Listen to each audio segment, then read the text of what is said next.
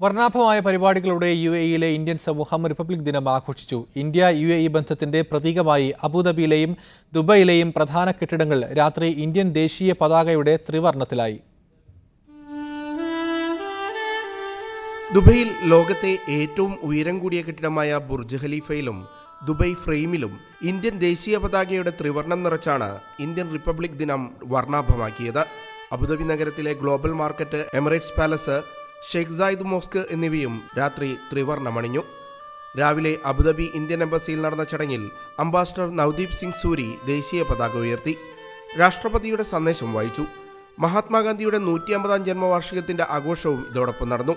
ഗാന്ധി സാഹിത്യവേദി president VTV Damodaran എംബസിക്ക് ചർക്ക സമ്മാനമായി കൈമാറി. വിവിധ സ്കൂളുകളിലെ കുട്ടികൾ കലാപരിപാടികൾ അവതരിപ്പിച്ചു. ദുബൈ ഇന്ത്യൻ കോൺസുലേറ്റിൽ രാവിലെ 8-ന് നടന്ന ചടങ്ങിൽ കോൺസുൽ ജനറൽ വിപുൽ പതാക ഉയർത്തി. ഇന്ത്യൻ ഹൈസ്കൂളിൽ നടന്ന ചടങ്ങിൽ വിദ്യാർത്ഥികളുടെ മാർച്ച് പാസ്റ്റിലും അദ്ദേഹം സല്യൂട്ട് സ്വീകരിച്ചു. ദുബൈ ഇന്ത്യൻ സ്കൂൾ ഗ്രൗണ്ടിൽ നടന്ന ആഘോഷത്തിൽ വിദ്യാർത്ഥികളും രക്ഷിതാക്കളും ഉൾപ്പെടെ 100 കണക്കിന് പേർ പങ്കെടുത്തു. ഇന്ത്യയുടെ രാഷ്ട്രപിതാവ് മഹാത്മാഗാന്ധിയുടെ 150ാം ജന്മവാർഷികത്തിന്റെയും UAE സഹിഷ്ണുതാ വർഷാചരണത്തിന്റെയും പരിപാടികൾ ഇതോടൊപ്പം നടന്നു. Media 1, Abu Dhabi, Dubai. സൗദിയും ഇന്ത്യയും തമ്മിലുള്ള ബന്ധം കൂടുതൽ ഊഷ്മളമായതായി Indian ambassador Ahmad Javed. Indian എംബസിയിൽ റിപ്പബ്ലിക് ദിനാഘോഷത്തിൽ ഇന്ത്യൻ സമൂഹത്തെ അഭിസംബോധന ചെയ്യുകയായിരുന്നു അദ്ദേഹം. വൻ ജനാവലിയാണ് ഇന്ത്യൻ എംബസിയിലെ ആഘോഷത്തിന് ഇത്തവണ എത്തിയത്. വൻ ജനസഞ്ചയമാണ് ഇന്ത്യൻ എംബസിയിലെ ആഘോഷ പരിപാടികൾക്ക് എത്തിയത്. അംബാസിഡർ അഹമ്മദ് ജാവേദ് പതാക ഉയർത്തി റിപ്പബ്ലിക് ദിന സന്ദേശവും നൽകി. സൗദിയും ഇന്ത്യയും തമ്മിലുള്ള ബന്ധം ഊഷ്മളമായതായി അദ്ദേഹം പറഞ്ഞു.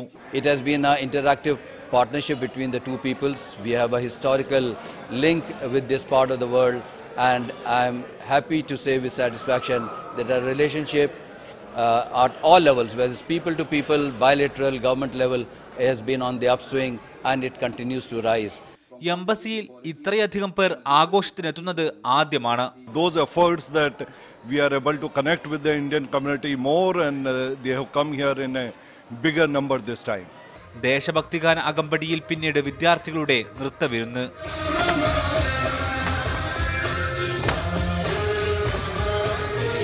ഇന്ത്യൻ എംബസി സ്കൂൾ വിദ്യാർത്ഥികളുടെ കലാപ്രകടനവും.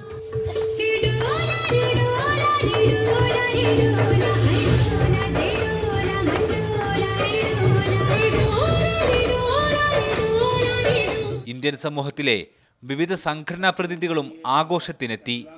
Aftab Rahman, media 1, Riyadh.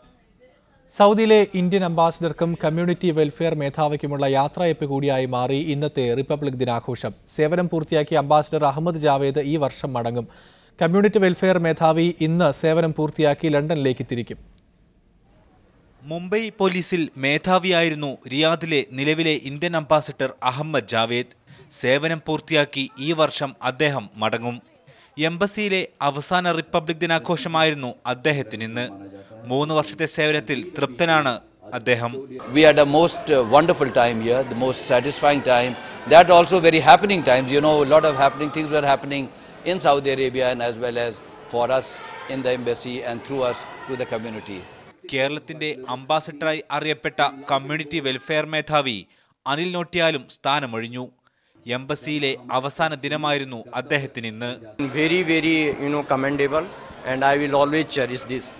I am going to London today, and my successor Mr. Bhati Saab has already come here. London ഹൈക്കമ്മീഷനിലെ വെൽഫെയർ കൗൺസിലറായാണ് പുതിയ നിയമനം.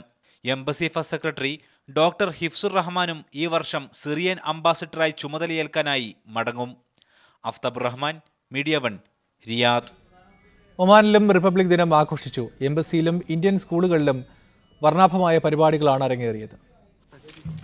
ഒമാനിലെ ഇന്ത്യൻ എംബസി അങ്കണത്തിൽ നടന്ന ചടങ്ങിൽ രാവിലെ 8:30 ഇന്ത്യൻ സ്ഥാനപതി മുനു മഹാവീർ പതാക ഉയർത്തി. തുടർന്ന് ഇന്ത്യൻ രാഷ്ട്രപതി രാംനാഥ് കോവിന്ദിന്റെ സന്ദേശം അദ്ദേഹം വായിച്ചു. സ്ത്രീ ശാക്തീകരണം, പ്രവാസി വോട്ട്, സ്വച്ഛ് ഭാരത്, ശാസ്ത്ര സാങ്കേതിക വിദ്യ എന്നിവയിലെ നേട്ടങ്ങൾ എണ്ണിപ്പറഞ്ഞായിരുന്നു രാഷ്ട്രപതിയുടെ സന്ദേശം. India is undergoing a huge transformation. A new India is taking shape. An India which Prime Minister Modi says will be modern and competitive, yet caring and compassionate. It is the duty of every citizen to work towards realization of this vision. So I am really delighted that in Oman we are able to celebrate this occasion in a grand manner, in a befitting manner. Today we have done the flag hoisting with the community. Indian school Wadi Al കബീറിലെ കുട്ടികൾ ദേശഭക്തി ഗാനങ്ങൾ അവതരിപ്പിച്ചു. നിരവധി പൗരപ്രമുഖർ ചടങ്ങിൽ പങ്കെടുത്തു. അവധി ദിനമായതിനാൽ വൻ ജനാവലി ചടങ്ങുകൾക്ക് സാക്ഷ്യം വഹിക്കാനെത്തി. ഒമാനിലെ വിവിധ ഇന്ത്യൻ സ്കൂളുകളിലും ഇന്ത്യയുടെ 70ാമത് റിപ്പബ്ലിക് ദിനം ആഘോഷിച്ചു. Media 1 Muscat. വർണ്ണാഭമായിരുന്നു ദമാം ഇന്ത്യൻ സ്കൂളിലെയും റിപ്പബ്ലിക് ദിനാഘോഷം. സ്കൂൾ ഭരണസമിതി ചെയർമാൻ ദേശീയ പതാക ഉയർത്തി. വിദ്യാർത്ഥികൾ അവതരിപ്പിച്ച കലാപരിപാടികളും അരങ്ങേറി. രാവിലെ ആരംഭിച്ച റിപ്പബ്ലിക് ദിനാഘോഷ പരിപാടികളിൽ പ്രിൻസിപ്പൽ, സ്കൂൾ ഭരണസമിതി അംഗങ്ങൾ, മുൻ ഭരണസമിതി അംഗങ്ങൾ തുടങ്ങിയവർ പങ്കെടുത്തു. ചെയർമാൻ സുനിൽ മുഹമ്മദ് ദേശീയ പതാക ഉയർത്തി. സ്കൂൾ സ്കൗട്ട് ആൻഡ് ഗൈഡ്സിന്റെ നേതൃത്വത്തിൽ സംഘടിപ്പിച്ച മാർച്ച് പാസ് ചെയർമാൻ സല്യൂട്ട് സ്വീകരിച്ചു. തുടർന്ന് വിദ്യാർത്ഥികൾ അവതരിപ്പിച്ച വർണ്ണാഭമായ കലാപരിപാടികളും അരങ്ങേറി.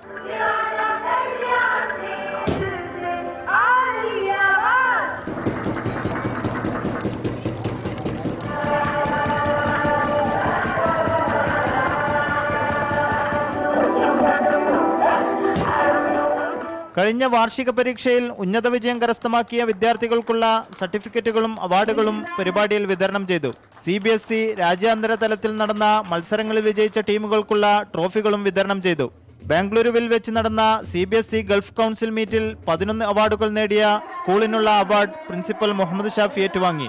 നൌഷാദ് റിക്കോർ, മീഡിയ 1, ദമാം.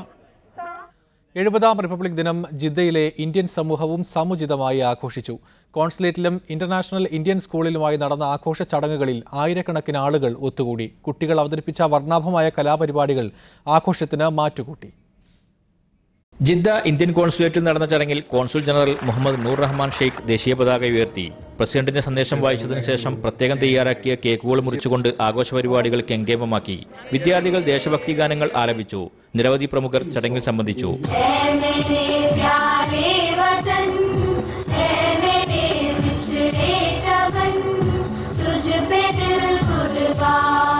ഇന്റർനാഷണൽ ഇന്ത്യൻ സ്കൂളിൽ നടന്ന ആഘോഷ പരിപാടികൾ ഏറെ ആകർഷണീയമായിരുന്നു.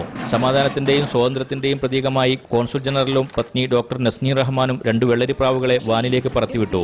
മാർച്ച് പാസ്റ്റ്, കൊച്ചുകുട്ടികൾ ഒരുക്കിയ ഇന്ത്യൻ പതാകയുടെ മാതൃക, വിവിധ സംസ്ഥാനങ്ങളുടെ നൃത്തങ്ങൾ തുടങ്ങി വർണ്ണശബളമായ പരിപാടികൾ ഇന്ത്യൻ സമൂഹം ഹർഷാരവത്തോടെ ഏറ്റുവാങ്ങി.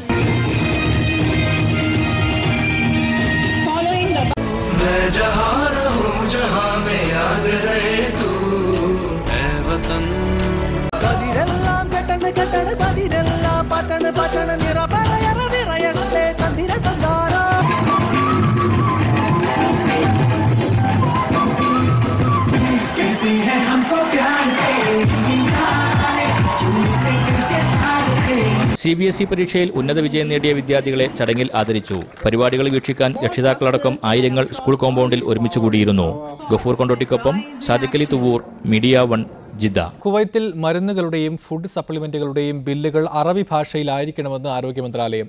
ബില്ലുകളിൽ ഉൽപ്പന്നത്തിന്റെ ബാച്ച് നമ്പർ, കാലാവധി, കുവൈത്ത് ദിനാറിലുള്ള വില, എക്സ്ചേഞ്ച് ഡേറ്റ് എന്നിവ രേഖപ്പെടുത്തണമെന്നും ആരോഗ്യമന്ത്രിയുടെ ഉത്തരവിൽ പറയുന്നു. ഫാർമസികൾ, ഫുഡ് സപ്ലിമെന്റ് ഷോപ്പുകൾ എന്നിവയ്ക്കെല്ലാം പുതിയ ഉത്തരവ് ബാധകമാണ്. ഇൻവോയ്സുകൾ അറബിയിലാകണമെന്നതാണ് ഉത്തരവിലെ പ്രധാന നിർദ്ദേശം. അറബിക്കിനോടൊപ്പം ഇംഗ്ലീഷ് ഉൾപ്പെടെയുള്ള ഭാഷകൾ അനുബന്ധമായി ഉപയോഗിക്കുന്നതിന് തടസ്സമില്ല. ബിൽ ഇഷ്യൂ ചെയ്യുന്ന സ്ഥാപനത്തെക്കുറിച്ചുള്ള ലഘുവിവരണവും ഉൽപ്പന്നത്തിന്റെ വിശദാംശങ്ങളും ബില്ലിൽ രേഖപ്പെടുത്തിയിരിക്കണം. ഉൽപ്പന്നത്തിന്റെ ബാച്ച് നമ്പർ, ഉപയോഗിക്കാവുന്ന കാലാവധി, പ്രാദേശിക കറൻസിയിലുള്ള വില, സ്ഥാപനത്തിന്റെ ഔദ്യോഗിക സീൽ, വിൽപ്പനക്കാരന്റെ ഒപ്പ് എന്നിവയും നിർബന്ധമാണ്. ഉൽപ്പന്നം മാറ്റിവാങ്ങുന്നതിനായി അനുവദിക്കുന്ന കാലയളവും ബില്ലിൽ രേഖപ്പെടുത്തണമെന്ന് ആരോഗ്യമന്ത്രിയുടെ ഉത്തരവിൽ പറയുന്നു. സ്വദേശികളുടെ ആരോഗ്യ സുരക്ഷയുടെ കാര്യത്തിൽ മന്ത്രാലയം പ്രതിജ്ഞാബദ്ധമാണെന്നും ഉപഭോക്തൃ സംരക്ഷണ നിയമത്തിന്റെ കാര്യക്ഷമമായ നടപ്പാക്കൽ കൂടി ലക്ഷ്യമിട്ടാണ് പുതിയ ഉത്തരവെന്നും ഹെൽത്ത് അതോറിറ്റി വ്യക്തമാക്കി. ഫാർമസ്യൂട്ടിക്കൽ, ഫുഡ് സപ്ലിമെന്റ് സെക്ടറുകളിൽ സുതാര്യത ഉറപ്പാക്കാൻ ഇത് വഴിയൊരുക്കുമെന്നും അധികൃതർ കൂട്ടിച്ചേർത്തു. Media 1, Kuwait city. മക്കയിൽ ടൂറിസം യാത്രകൾക്ക് പ്രത്യേക റോഡുകൾ ഒരുങ്ങുന്നു. ചരിത്രപ്രധാന സ്ഥലങ്ങൾ ബന്ധിപ്പിച്ചുകൊണ്ടാണ് പുതിയ റൂട്ട് വരിക. തീർത്ഥാടകർക്കും സന്ദർശകർക്കും യാത്രാ ദൈർഘ്യം കുറയ്ക്കാൻ ഉദ്ദേശിച്ചാണ് പദ്ധതി. ലോകത്തെ പ്രധാന ടൂറിസം കേന്ദ്രങ്ങളിലൊന്നാണ് മക്ക. ഇവിടെയെത്തുന്ന തീർത്ഥാടകർക്കും സന്ദർശകർക്കും ചരിത്രപ്രധാന സ്ഥലങ്ങൾ പരിചയപ്പെടാനും ടൂറിസം യാത്രകൾ സുഗമമാക്കുന്നതിന്റെയും ഭാഗമായാണ് പ്രത്യേക റൂട്ടുകൾ ഉണ്ടാക്കുക.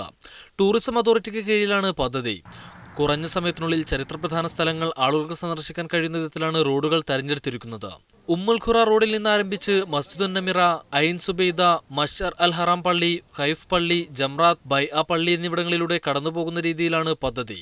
ടൂർ ഓപ്പറേറ്റർമാർക്കാണ് ടൂറിസം യാത്രകളുടെ ഉത്തരവാദിത്വം.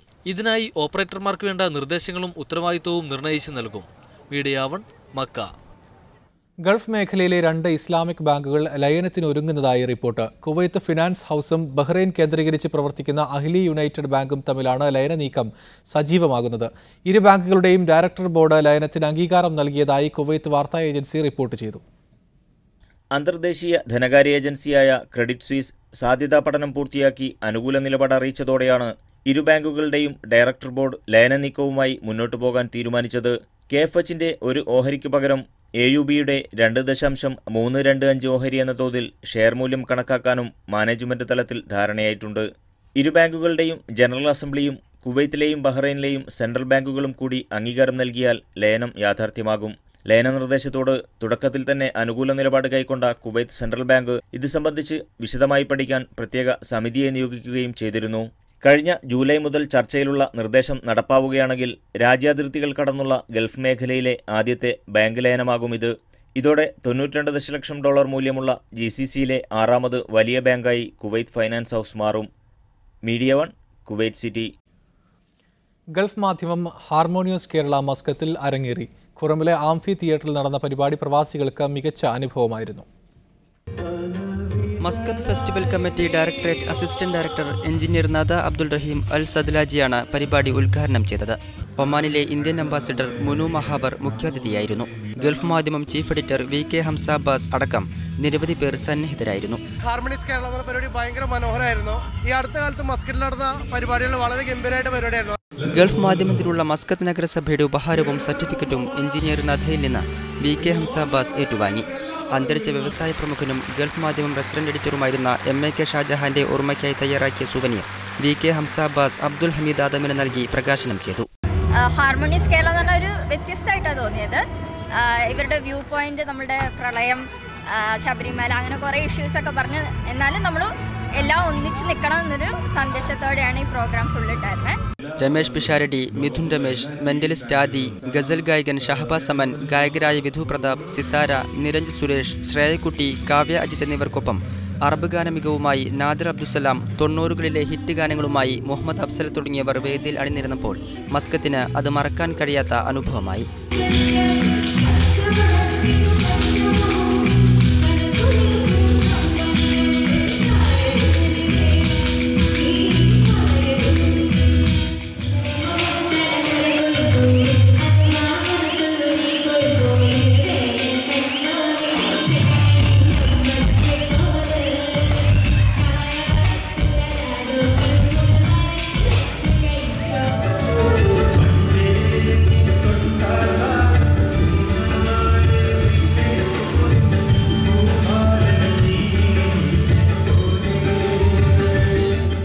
നടൻ ടൊവിനോ തോമസ് ഹാർമോണിയസ് കേരളയുടെ മുഖ്യാതിഥിയായിരുന്നു. ടൊവിനോയ്ക്കുള്ള ഉപഹാരം ഷാഹി എക്സിക്യൂട്ടീവ് ഡയറക്ടർ അബ്ദുൾ റഹ്മാനും മാധ്യമ മാർക്കറ്റിംഗ് ജനറൽ മാനേജർ മുഹമ്മദ് റഫീഖും കൈമാറി. ഒമാനിലെ പ്രവാസി സമൂഹത്തിന്റെ ഏറ്റവും വലിയ സാംസ്കാരിക പരിപാടികളിൽ ഒന്നായി മാറി ഹാർമോണിയസ് കേരള. ബിനുവേസ് കൊട്ടാരക്കര, മീഡിയ 1, മസ്കത്ത്. അജ്മാൻ ആസ്ഥാനമായി പ്രവർത്തിക്കുന്ന ഗൾഫ് മെഡിക്കൽ യൂണിവേഴ്സിറ്റി പുതിയ കോളേജ് പ്രഖ്യാപിച്ചു. College of health care management and economics എന്ന സ്ഥാപനത്തിലേക്ക് ഈ വർഷം പ്രവേശനം ആരംഭിക്കും. ഹെൽത്ത് കെയർ മാനേജ്മെന്റിലും എക്കണോമിക്സിലും ബിരുദവും ബിരുദാനന്തര കോഴ്സും നൽകുന്ന UAEയിലെ ആദ്യത്തെ കോളേജായിരിക്കുമെന്ന് ഗൾഫ് മെഡിക്കൽ യൂണിവേഴ്സിറ്റി പ്രതിനിധികൾ അറിയിച്ചു. അന്താരാഷ്ട്ര അക്രഡിറ്റേഷനുള്ള ബിരുദ കോഴ്സിന് 65 വിദ്യാർത്ഥികൾക്ക് പ്രവേശനം നൽകും. ബിരുദാനന്തര കോഴ്സിന് 35 പേർക്കാണ് അഡ്മിഷൻ ലഭിക്കുക. With its programs respond to a major and big need for the now and for the near future. 4 വർഷമാണ് ബിരുദ കോഴ്സിന്റെ കാലാവധി. 1 വർഷം കൊണ്ട് ബിരുദാനന്തര ബിരുദം പൂർത്തിയാക്കാം. 50% വിദ്യാർത്ഥികൾക്ക് ഫീസിന്റെ 40% വരെ വരുന്ന സ്കോളർഷിപ്പ് ലഭ്യമാക്കുമെന്ന് അധികൃതർ അറിയിച്ചു. ബിരുദ കോഴ്സിന് വർഷം 50,000 ദിർഹമാണ് ഫീസ്. ബിരുദാനന്തര ബിരുദത്തിന് 1,05,000 ദിർഹം ഫീസാകും. Media 1, Ajman. റിപ്പബ്ലിക് ദിനം ബഹ്റൈനിലും സമുചിതമായി ആഘോഷിച്ചു. ഇന്ത്യൻ എംബസിയുടെയും വിവിധ പ്രവാസി സംഘടനകളുടെയും നേതൃത്വത്തിലായിരുന്നു ആഘോഷ പരിപാടികൾ. ദേശീയോദ്ഗ്രഥനത്തിന്റെ സന്ദേശം പകർന്ന് ഇന്ത്യയുടെ 70ാം റിപ്പബ്ലിക് ദിനം ബഹ്റൈനിൽ വിപുലമായ പരിപാടികളോടെയാണ് ആചരിച്ചത്. ഇന്ത്യൻ എംബസിയുടെ നേതൃത്വത്തിൽ സീഫിലെ പുതിയ എംബസി ആസ്ഥാനത്തിൻ്റെ അങ്കണത്തിൽ അതിരാവിലെ നടന്ന പതാക ഉയർത്തൽ ചടങ്ങിന് നിരവധി പേർ എത്തിച്ചേർന്നിരുന്നു.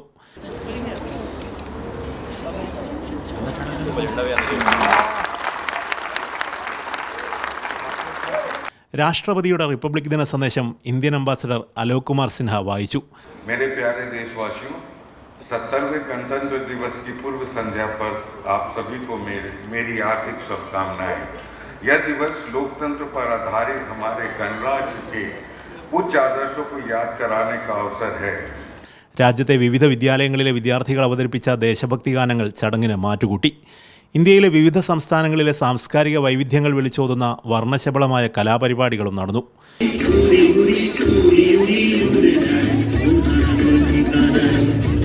ഇന്ത്യൻ പ്രവാസി സമൂഹത്തിൻ്റെ നാനാതുറകളിൽ നിന്നുള്ളവർ ചടങ്ങിൽ പങ്കെടുത്തു. രാജ്യത്തെ വിവിധ പ്രവാസി സംഘടനകളും അവരുടെ ആസ്ഥാനങ്ങളിൽ ആഘോഷ പരിപാടികൾ സംഘടിപ്പിച്ചു. Siraj Pallikkara, media 1, Bahrain. American ഗായിക മരിയ കെറി സൗദിയിൽ പരിപാടിയിൽ പങ്കെടുക്കും. അന്താരാഷ്ട്ര ഗോൾഫ് ടൂർണമെന്റിന്റെ ഭാഗമായാണ് പരിപാടി സംഘടിപ്പിക്കുന്നത്. ജനുവരി 31 വ്യാഴാഴ്ച ജിദ്ദയിലെ കിങ് അബ്ദുള്ള എക്കണോമിക് സിറ്റിയിലാണ് പരിപാടി. സൗദിയിൽ ആദ്യമായാണ് മെരി കെറി പരിപാടിയിൽ സംബന്ധിക്കുന്നത്. ജനറൽ എന്റർടൈൻമെന്റ് അതോറിറ്റിയുടെ സഹകരണത്തോടെയാണ് പരിപാടി സംഘടിപ്പിക്കുന്നത്. ടിക്കറ്റുകൾ ടിക്കറ്റ് ബോക്സ് ഓഫീസ്.com എന്ന സൈറ്റിൽ ലഭ്യമാണ്.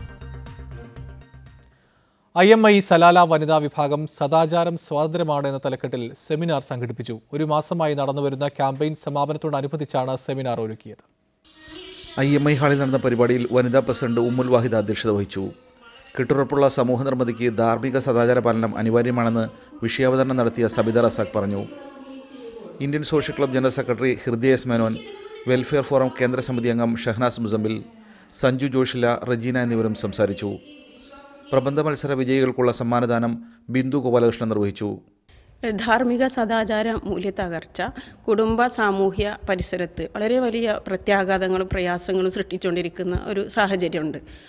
അപ്പോൾ ഈ ഒരു വിഷയത്തെക്കുറിച്ച് ബോധവൽക്കരണ ക്ലാസ്സുകൾ, സെമിനാറുകൾ, അതുപോലെ തന്നെ ഗൃഹാങ്കണ യോഗങ്ങൾ, പ്രബന്ധ രചന മത്സരങ്ങളൊക്കെ ഞങ്ങൾ നടത്തുകയുണ്ടായി.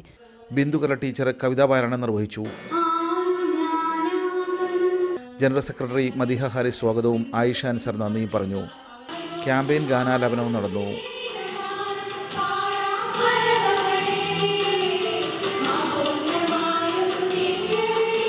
Media 1 Salalah. ദമാം ഫുട്ബോൾ കൂട്ടായ്മ സംഘടിപ്പിച്ച 40 വയസ്സിന് മുകളിലുള്ളവരുടെ ഫുട്ബോൾ ടൂർണമെന്റ് സമാപിച്ചു. ദമാം ലീഡേഴ്സ് ഫോറം ജേതാക്കളായി. വിജയികൾക്കുള്ള ട്രോഫികൾ Dammam Indian school chairman Sunil Muhammad വിതരണം ചെയ്തു. ഷഫീഖ്, മുത്തു തലശ്ശേരി, റഫീഖ് കൂട്ടിലങ്ങാടി, മുജീബ് കളത്തിൽ എന്നിവർ നേതൃത്വം നൽകി. കോഴിക്കോട് വാണിമേൽ സ്വദേശി ദോഹയിൽ അന്തരിച്ചു. കുന്നത്ത് സിദ്ദീഖാണ് അസുഖത്തെ തുടർന്ന് ഹമ്മദ് ആശുപത്രിയിൽ മരിച്ചത്. മൃതദേഹം നാളെ നാട്ടിലെത്തിക്കുമെന്ന് ബന്ധുക്കൾ അറിയിച്ചു.